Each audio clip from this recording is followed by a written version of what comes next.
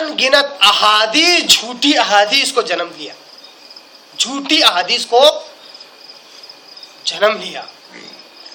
لوگوں نے آپ صلی اللہ علیہ وسلم کے نام سے جھوٹی حدیثیں گھڑی. مثال دیتا ہوں، تاریخ اس بات کی گواہ ہے، جو علم رکھتے ہیں وہ جانتے ہیں. ایک وقت تھا حنفیوں اور شافعیوں کے درمیان مناظرے ہوتے تھے. کیا ہوتے تھے؟ مناظرے، ڈیبیٹ. امام ابو حنیفہ کے ماننے والے، امام شافعی رحمہ اللہ کے ماننے والے، دونوں کے درمیان مناظرے ہوتے تھے، مباحثے ہوتے تھے. اس وقت ایک حدیث گھڑی گئی. حدیث مجھے یاد آتی ہے. کہتے ہیں کہ آپ صلی اللہ علیہ وسلم نے کہا، کہنے والے احناف حنفی لوگ، اور حدیث بیان کی جا رہی ہے شوافع کے تعلق سے. یہ میں جو ایسی بات نہیں کہہ رہا ہوں کسی طنز اور کسی کے کیا کہتے ہیں دشمنی میں آ کر. حقیقت میں یہ ساری باتیں کتابوں میں لکھی ہے، جو علم رکھتے ہیں وہ جانتے ہیں. تو احناف کہتے ہیں شوافع کے تعلق سے، نبی کریم صلی اللہ علیہ وسلم نے فرمایا میرے امت میں ایک شخص پیدا ہوگا جس کا نام محمد بن ادریس ہوگا، وہ اس امت کا ابلیس ہوگا. بات سمجھ رہے ہیں؟ میں ایک مثال دے رہا ہوں صرف کہ کس طرح یہ فرقہ واریت، حق اور باطل کی اس لڑائی میں لوگوں نے جھوٹی حدیث کس طرح گھڑی. کیا کہا؟ میری امت میں ایک شخص پیدا ہوگا جس کا نام محمد بن ادریس ہوگا، وہ اس قوم کا، میری امت کا ابلیس ہوگا. کون ہے محمد بن ادریس؟ محمد بن ادریس امام شافعی رحمہ اللہ. امام شافعی کا اصل نام ہے محمد بن ادریس. محمد ادریس کو کیا کر دیا؟ ابلیس ہے پہلے میری امت کا. ایک دوسرے امام کو ذلیل کرنے کے لیے جھوٹی حدیث، جھوٹی حدیث.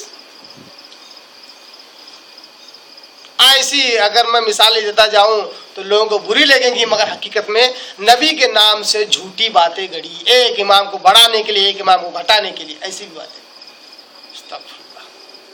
تو اللہ کہتا ہے یہ جو گمراہ فرقے ہیں یہ اصل میں حق پرست جو جماعت ناجی فرقہ ہے، انہیں گمراہ نہیں کر سکتے. اصل میں اپنے آپ کو گمراہ کر رہے ہیں. وما یشعرون، انہیں تو شعور بھی نہیں ہے اس بات کا، سمجھ ہی نہیں سکتے، کیونکہ شیطان نے اس طرح کھیل رچا ان کے ساتھ کہ ان کی عقل معوف ہو گئی. سمجھ ہی نہیں پا رہے ہیں کہ یہ خود گمراہ ہے اور دوسروں کو گمراہ کرنے کی کوشش کر رہے ہیں. شیطان نے انہیں ایک بیماری دے دی، وہ بیماری خوش فہمی کی. خوش فہمی کس بات کی؟ کہ ہم حق پر ہیں، یہ گمراہ ہے. آپ زندگی بھر اسی غلط فہمی میں رہیں گے، ہم حق پر، یہ گمراہ ہے. جس کی وجہ سے قرآن و حدیث سب ہاتھ سے جاتا رہا.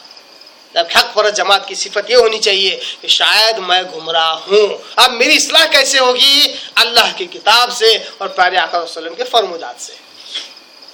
یہ حق پرست جماعت کی صفت جو اپنے آپ کو گمراہ ہونے کو تسلیم کرتا. ہو سکتا ہے میں گمراہ ہوں، میری اصلاح کیسے ہوگی؟ اللہ کتاب سے اور پیارے آقا صلی اللہ علیہ وسلم کے فرمودات سے. یہ آیت نمبر 70 میں اللہ کہتا ہے یا اہل کتاب، اے اہل کتاب، لم تکفرون بآیات اللہ وانتم تشہدون. اہل کتاب، تم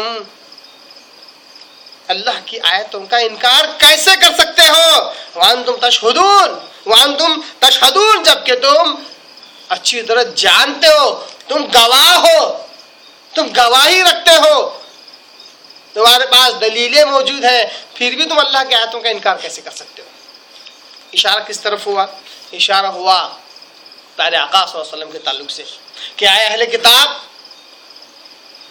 بڑی بڑی نشانیوں میں میری ایک نشانی میرے نبی کا آنا ہے، آخری نبی کا آنا ہے جو اس سے پہلے کے انبیاء کی تصدیق کرتے ہیں. میری کتاب کا آنا ہے جو اس سے پہلے کتابوں کی تصدیق کرتے ہیں، اور میرے نبی کا تذکرہ تمہاری کتابوں میں موجود ہے پوری صفات کے ساتھ، اور ان صفات کو تم دیکھ چکے ہو اور دل سے تسلیم کر چکے ہو، تم قائل ہو چکے ہو دین اسلام کے حق ہونے پر. لم تکفرون بآیات اللہ، اتنا سب کچھ ہونے کے بعد اللہ کی آیتوں کا، اللہ کے دین کا اور اللہ کے نبی کا تم انکار کیسے کر سکتے ہو جبکہ تم خود اس بات کے گواہ ہو؟ گواہی تمہارے پاس خود کی موجود ہے. تمہارے علماء اس بات کو چھپاتے ہیں، مگر وہ علماء جانتے ہیں کہ ان کی کتابوں میں، آسمانی کتابوں میں، تورات اور انجیل میں حضرت محمد مصطفیٰ صلی اللہ علیہ وسلم کا باقاعدہ نام، ان کی صفات بیان کی گئی ہے، جس کو پڑھتے اور پہچانتے کہ یہ وہی انشاءاللہ موقع ملا تو وہ حدیث رکھوں گا جو صحیح بخاری کی باقاعدہ بہت طویل اور لمبی حدیث ہے، جس میں ایک بادشاہ،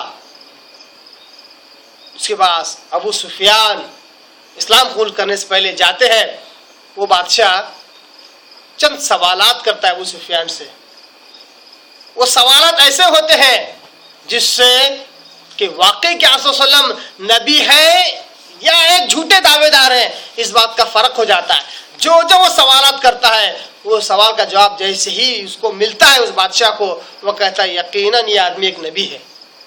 سوالات کیے، جوابات کی بنیاد پر کیا کہا اس نے؟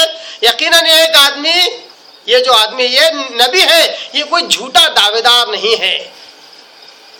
اگر یہ جھوٹا دعوے دار ہوتا تو جن سوالوں میں میں نے کچھ چیزیں جاننے کی کوشش کی اس میں مجھے غلط جواب ملتے. بہرحال وہ اسلام قبول کرنے ہی والا تھا کہ اس کے آس پاس کے ماحول نے پھر سے اس کو دھوکے میں ڈال دیا. عیسائی تھا، اسلام قبول کرنے والا تھا مگر نہیں کر سکا. اور آپ صلی اللہ علیہ وسلم کو علامتوں سے پہچانا اس نے کہ یہ نبی ہے. تو آپ صلی اللہ علیہ وسلم کے زمانے کے یہودی اور عیسائی جو لوگ علم رکھتے تھے، وہ آپ صلی اللہ علیہ وسلم کے تعلق سے انہیں یقین تھا کہ اللہ کے نبی ہے، اللہ کے پیغمبر ہے، سچی دعوت لے کر آئے ہیں.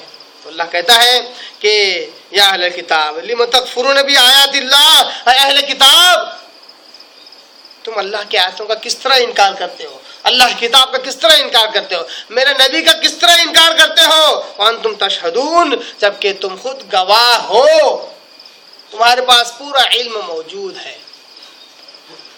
اب اس آیت سے آج مسلمانوں کو نصیحت کیسے حاصل ہوگی؟ اس طرح